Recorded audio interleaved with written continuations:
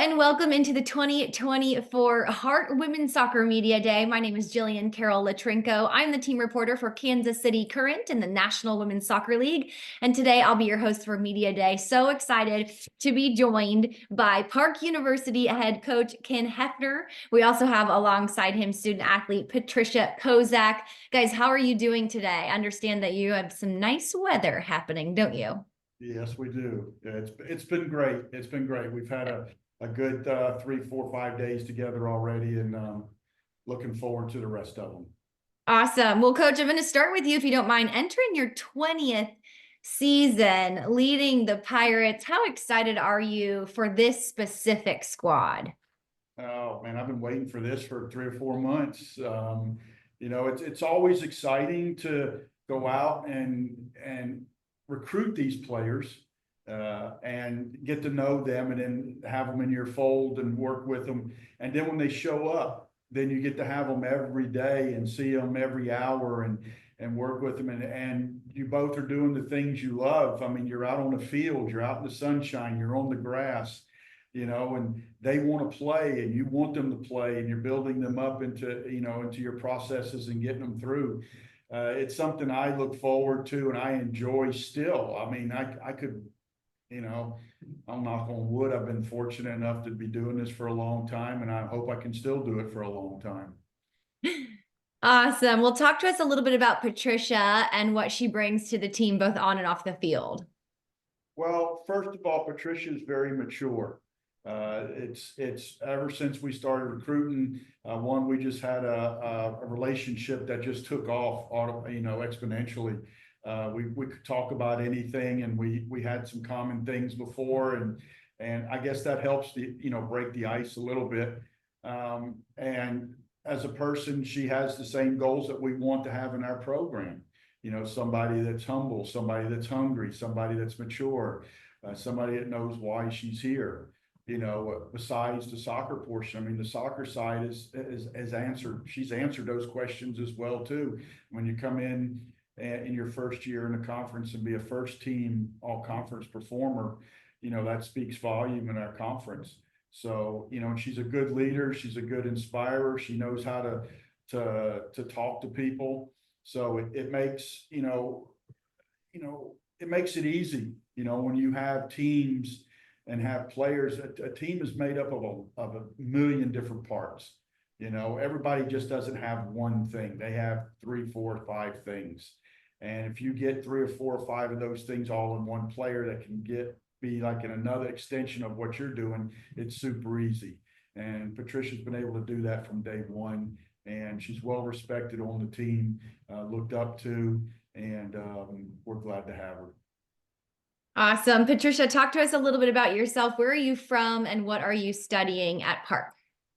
So I'm actually from Toronto, Canada, and I'm studying exercise science with a concentration in physiology.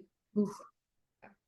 And talk to us a little bit about your style of play. How would you describe yourself as a player? I like to think I'm a mix of everything, just because I've come from so many different teams and different cultures and backgrounds. But from all those teams I've taken a part of, from each team, I've made my own style. So I like checking in, grabbing the balls, but I also like going to space. So I like to switch it up to to not give the defenders an easy time with anything, to be honest. Anything to make their lives more difficult. It's a good plan. Talk to us, Patricia, your squad, they had a good season last season, earning the number 5 seed in the conference tournament. What are some of your guys' goals this year? Well, obviously we want to match that going into season and beat it. So instead of getting the 5th seed, we want to get that first game of playoffs at home. Because I think that honestly, having a game at home, especially the first round, can bring up so much. Even if it's a tough game, having your home crowd behind you can help you so much. Even if you're down, it can bring you back into a game. So. Yeah, and Coach Patricia just set this up beautifully here. Your home pitch, of course, Julian Field, features a beautiful natural grass field. I've caught multiple games there, but talk to us a little bit about how much you appreciate that field, the natural grass, and then how the community comes out. Well, I'm a truist for the game. You know, you know, they talk about rule changes and this and that and doing this. You know, everybody wants turf and everybody wants this and everybody wants that. Man, there's nothing like playing on grass. There's nothing like going out there. You know, even when you go out pregame or the day before, walk around or something, go out. I mean, we've made this do this with them. We make them go out barefoot, feel the grass, feel the area, you know, breathe the air, look where the sun's coming from, you know, enjoy it. Enjoy it there. I mean, this is nature at its best, and you're coming in now and you're going to do something that you love. You got to know everything about it. I just think for the women's game, a natural grass field is just so much more better for the game. You know, it's not faster, it's not slower, it's just true, you know, and if it rains, it makes it a little bit quicker, yeah, but it's still grass. You know, it's just the elements, it's just so much better. I like it. I think we have one of the best facilities.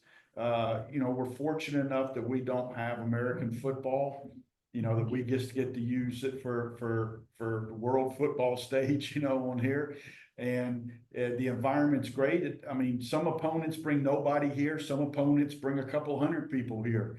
You know, it all adds to the environment of what we have. And if the school has a program and they're able to bring a couple, you know, people to the game, it's really great. It's a great setting right on the side of the campus. You know, so I mean, you can't really ask for a whole lot more than what we have. And I think the opponents enjoy this kind of environment. You know, it's the fans really aren't that far away either. You know, it's pretty close to it.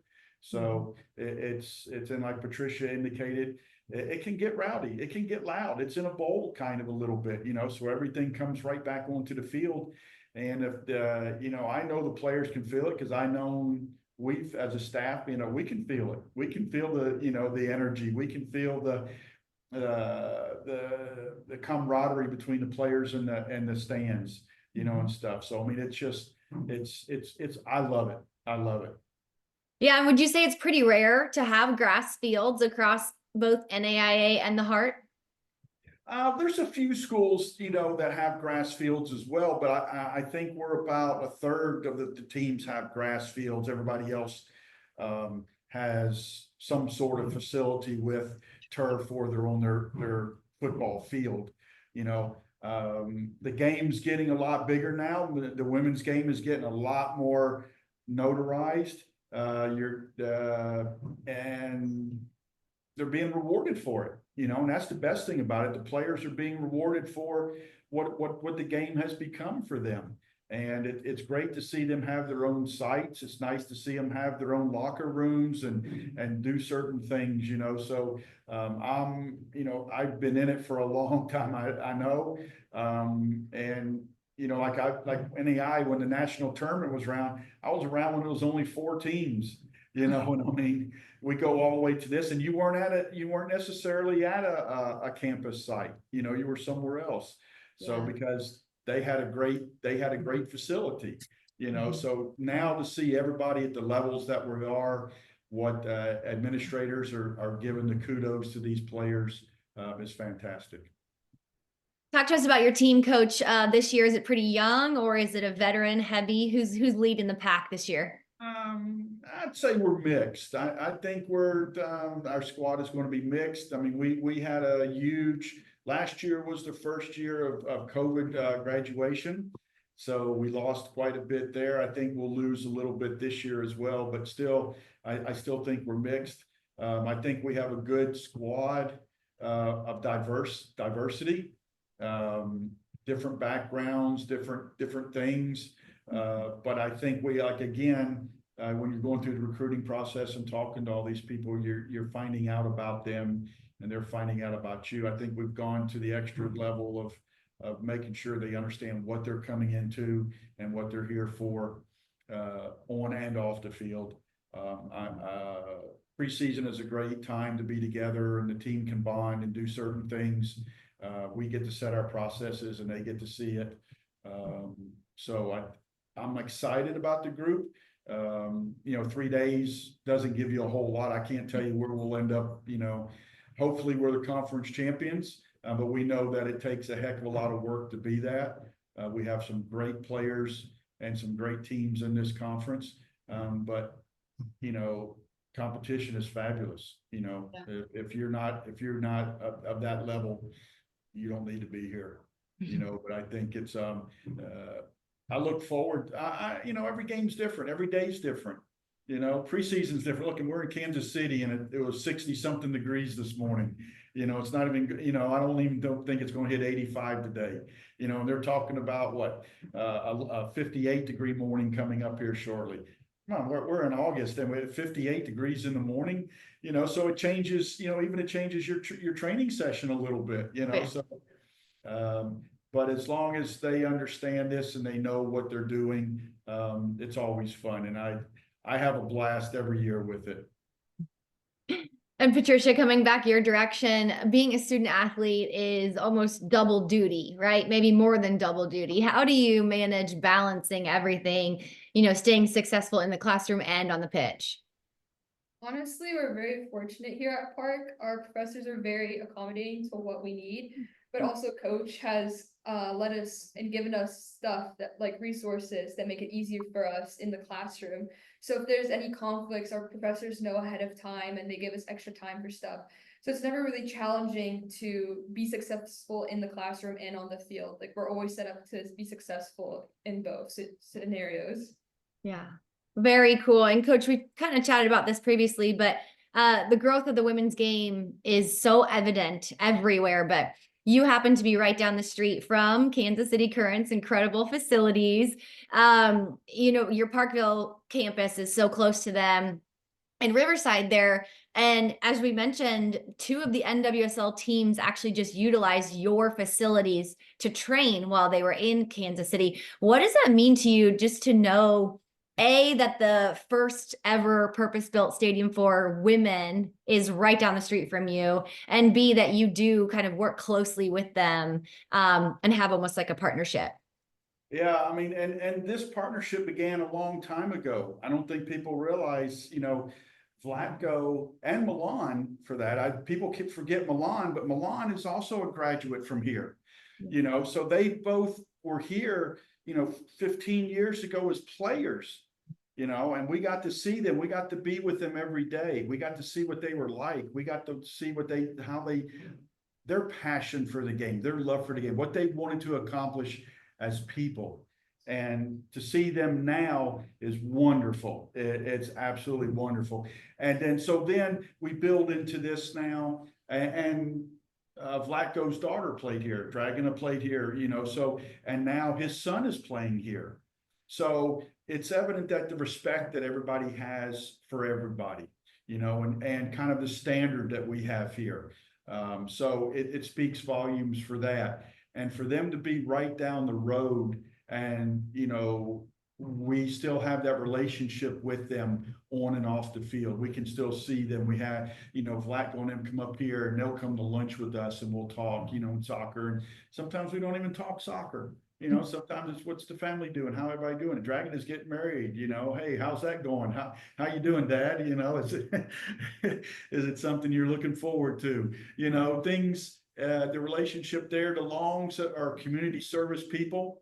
So, you know, and we had access, you know, inside that facility before all this got big, you know, so, and I think we have an arrangement now of, you know, if our field gets underwater or something, I think we have arrangements for that. But being supportive of each other back and forth is a great network for both of us. You know, I've always felt we've always had a preeminent location for people to come train and be part of, you know, and the training field is set aside where it's private, where these teams can come and train and not be seen by the public.